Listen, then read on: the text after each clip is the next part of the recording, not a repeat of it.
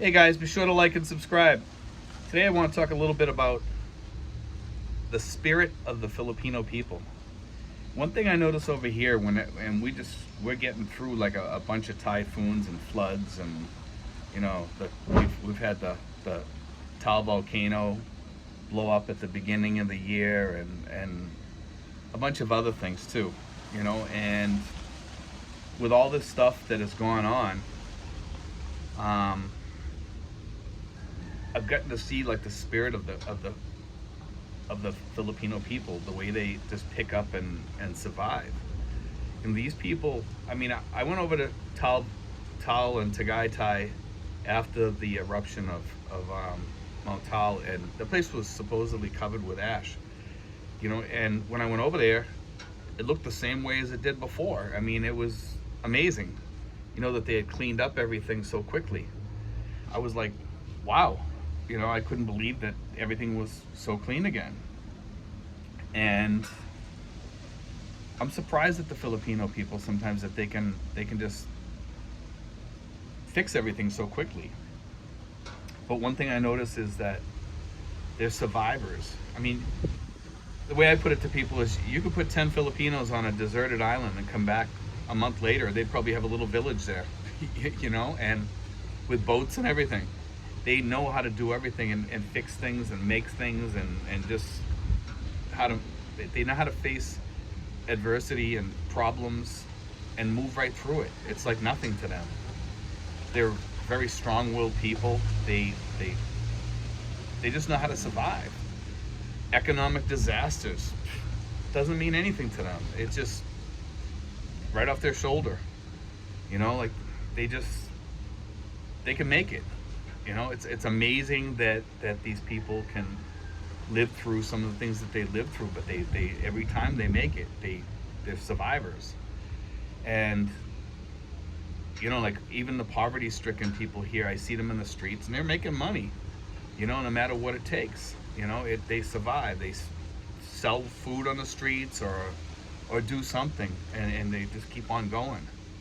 But like I see these people, there's always these stories of these fishermen, and these fishermen, they have a disaster out at sea. Their motor breaks down, or something crashes into them or something, and and then they survive, and they pick them up 30 days later or something like that. And I've heard these stories probably about 4 or 5 times since I've been here about these fishermen that got rescued or something like that. And these guys, I'm telling you, man, I don't know.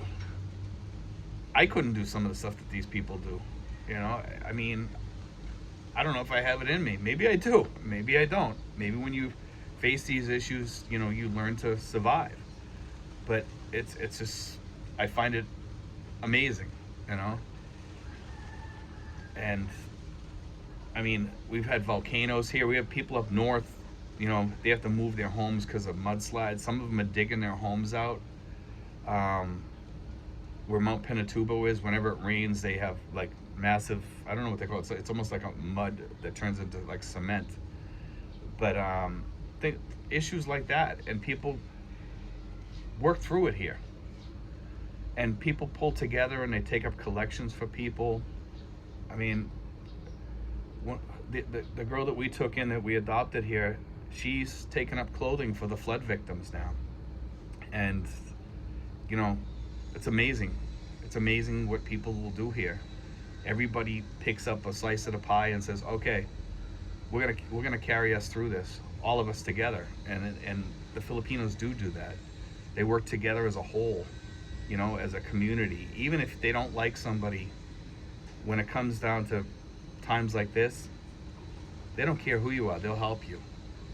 And that's huge in the world today. We need more of that type of love, in the United States. In the United States, I don't know, it's just not that glue that sticks us together anymore. We've lost that, and it's over here. And I think that's why a lot of people come over here, because of that glue. A lot of expats miss that glue that held people together in the States. And when you come here, you find that, that you can talk to almost anybody here, and there's very little talk about politics and, oh, I hate you because you back this person, or you back that person, or whatever, or you're not my political party so I don't like you. I don't find that here. And I give these people a lot of credit for that, that they don't throw that. It's not in their person. It's not there. It doesn't exist. You know, it's something that in the United States has been taught to people to be like that, and they can't get away from that now. And if you guys want to get away from that, this is the place to come. But anyway, guys, just wanted to get that out there. We'll talk to you guys later. I have the video on Titan Gym coming up soon. I'm going to be doing that video probably in the coming week or two. It's just weather-wise, well, weather today is fine. I just got to get down there, and I have a couple of videos before that I want to do, and we're going to do the Titan fitness video. And I also want to get out in the water soon, which we haven't been able to do, but we're going to do that again too. And we'll take you guys on a little field trip out to either Fort Drum or Little Boracay, and we'll show you all that. You know, we'll do a lot more video out there, and a lot of video on the way out there. Thanks, guys. God bless. Take care, and be sure to like and subscribe.